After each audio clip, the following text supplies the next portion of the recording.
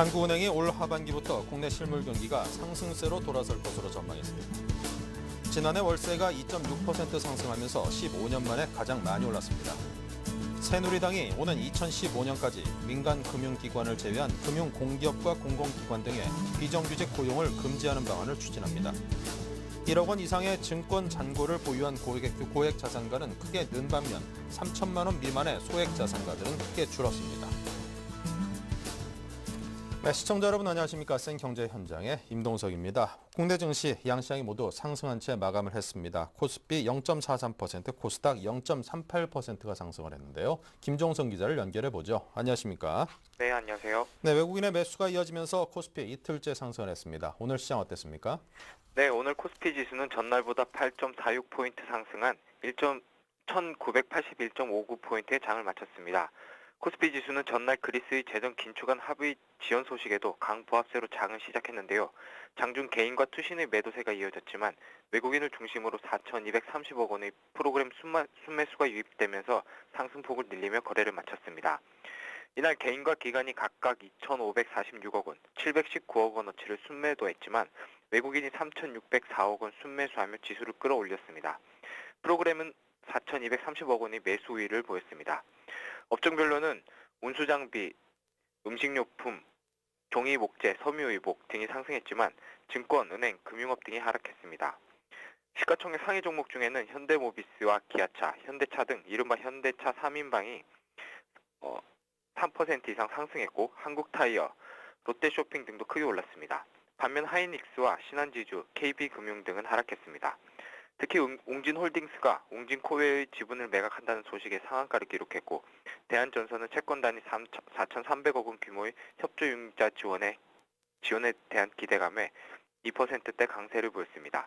이날 상한가 27개 종목을 포함해 449개 종목이 올랐고 하한가를 기록한 종목은 없이 395개 종목이 떨어졌습니다. 네, 최근 정부에서 게임 산업 규제를 잇따라 내놓으면서 게임 관련주들이 조정을 받고 있는데요. 어제는 쿨링오프 제도를 도입을 했는데 오늘 게임주들이 반등을 했습니다. 자세한 내용 정리해 주십시오. 네, 게임주가 정부의 게임 산업 규제에 대한 우려에도 불구하고 실적에 큰 영향을 미치지 않을 것이라는 전망에 오늘 일제히 반등했습니다. 게임 대장주인 NC소프트는 오늘 유가증권 시장에서 전날보다 3.13% 오른 26만 4천 원의 거래를 마쳤습니다.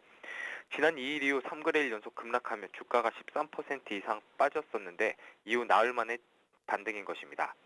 NC소프트는 최근 정부 규제 우려에 주가가 급락했지만 이날 저가 매수세가 유입되며 분위기를 바꾸는 데 성공했습니다.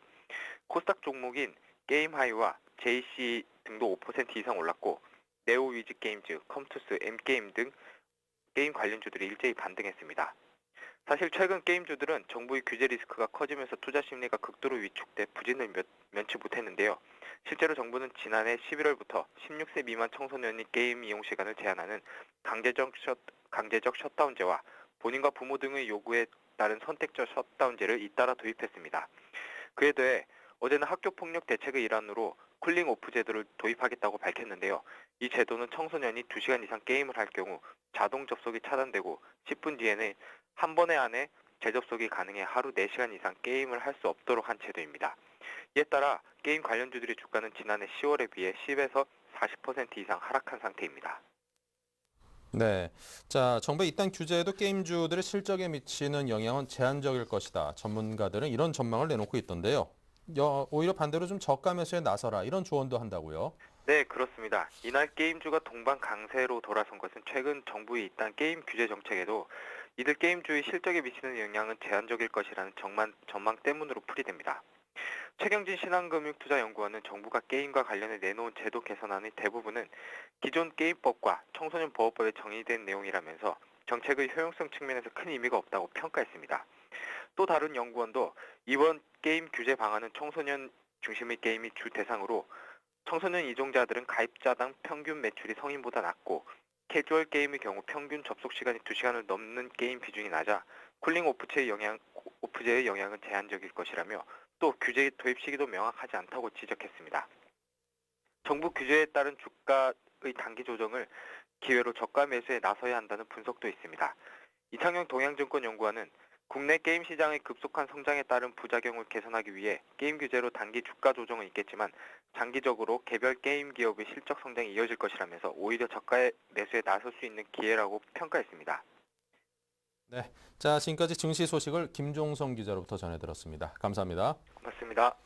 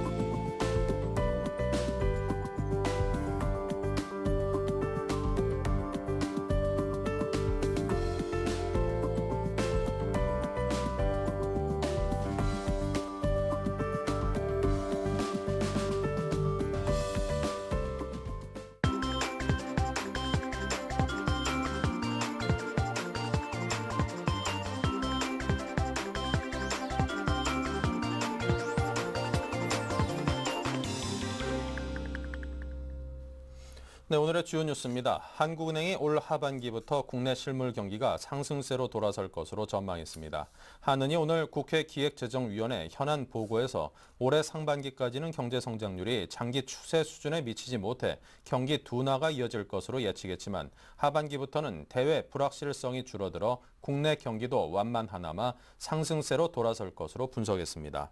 한은은 올 상반기 경기 부진의 요인으로 가계 부채 증가와 소비 여력 축소 등 한국 경제의 내부 요인과 유럽 재정 위기 등 대외 불확실성을 꼽았습니다.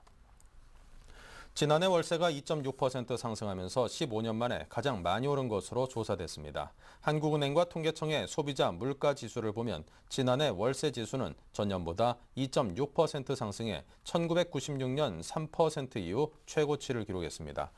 월세는 방수가 적을수록 오름세가 큰 것으로 나타났습니다. 지난해 12월 방 1개의 월세 가격 지수는 전년 말보다 3.9% 올랐고 방 2개는 2.8, 방 3개는 2%의 상승률을 기록했습니다. 원룸 월세 중에는 오피스텔 상승률이 4.1%로 가장 높았습니다.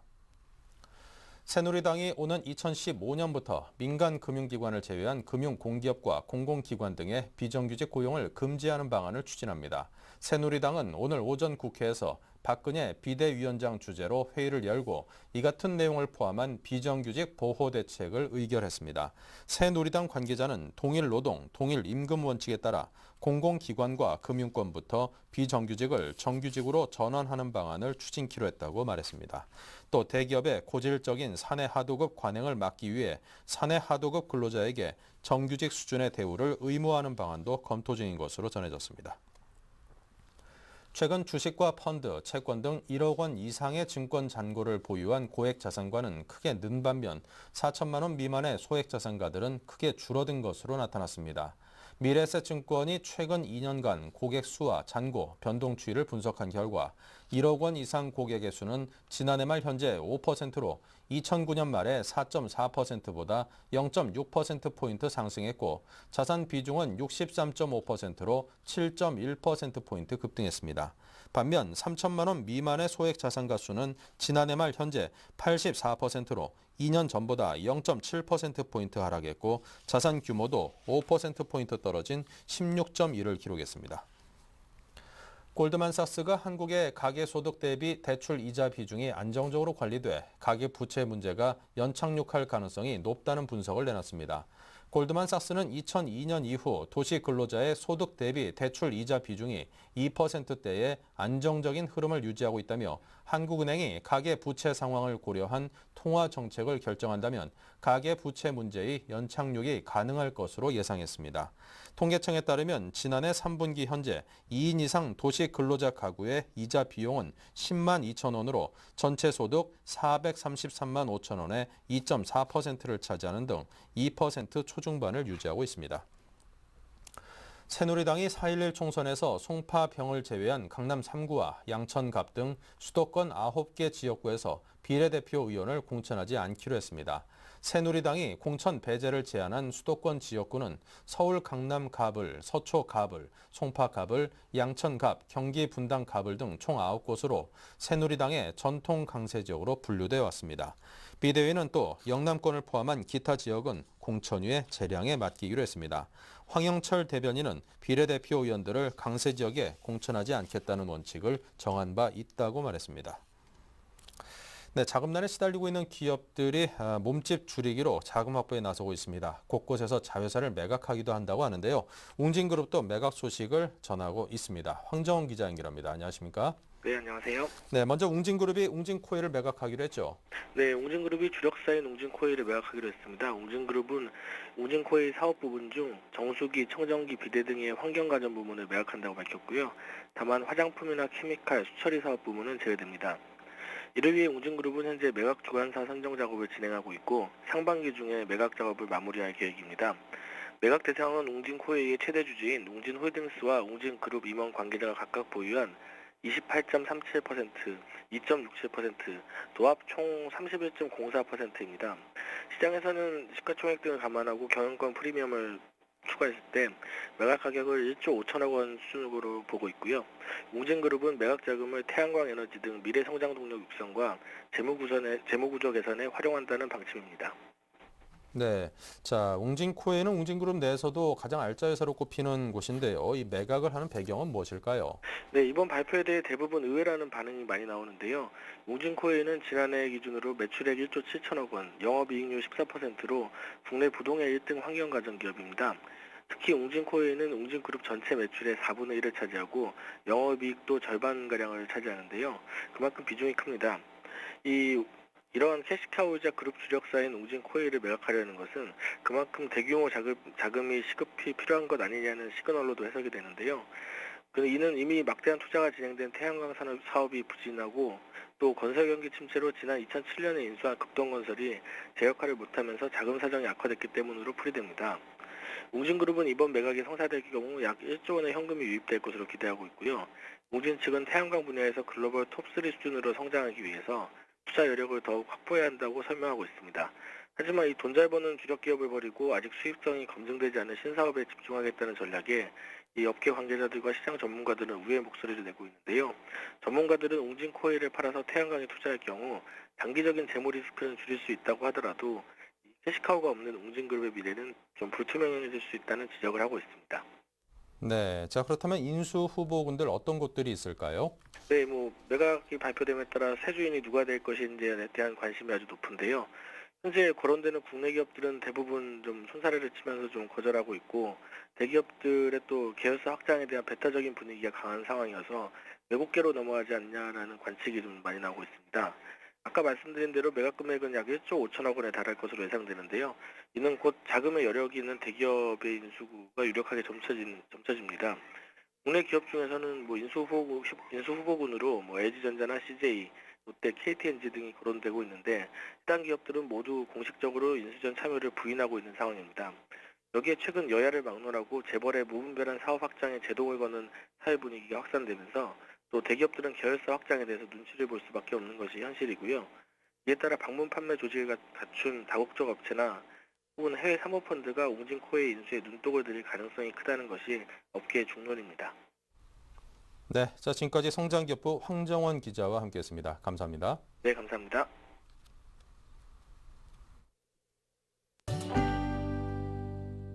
이건희 삼성그룹 회장이 2개월여 만에 서초동 삼성전자 사옥으로 출근했습니다. 이 회장은 오늘 오전 7시 40분께 서초동 삼성전자 사옥으로 출근해 42층에 있는 집무실에서 그룹 현안 등에 대한 업무를 보고받은 것으로 알려졌습니다. 지난해 4월 출근을 시작한 이 회장은 해외 출장 등의 일정이 없는 한 매주 2차례 출근했었지만 지난 2달 동안은 서초동의 모습을 나타내지 않았습니다. SK텔레콤이 잘 사용하지 않는 애플리케이션이나 캐시 메모리를 정리해주는 프로그램인 이지클리너를 무료로 배포합니다. SK텔레콤은 이 앱을 활용해 사용하지 않는 앱을 20%가량 줄이고 메모리를 관리하면 스마트폰 성능을 10%가량 높일 수 있고 배터리 지속 시간도 늘릴 수 있다고 말했습니다.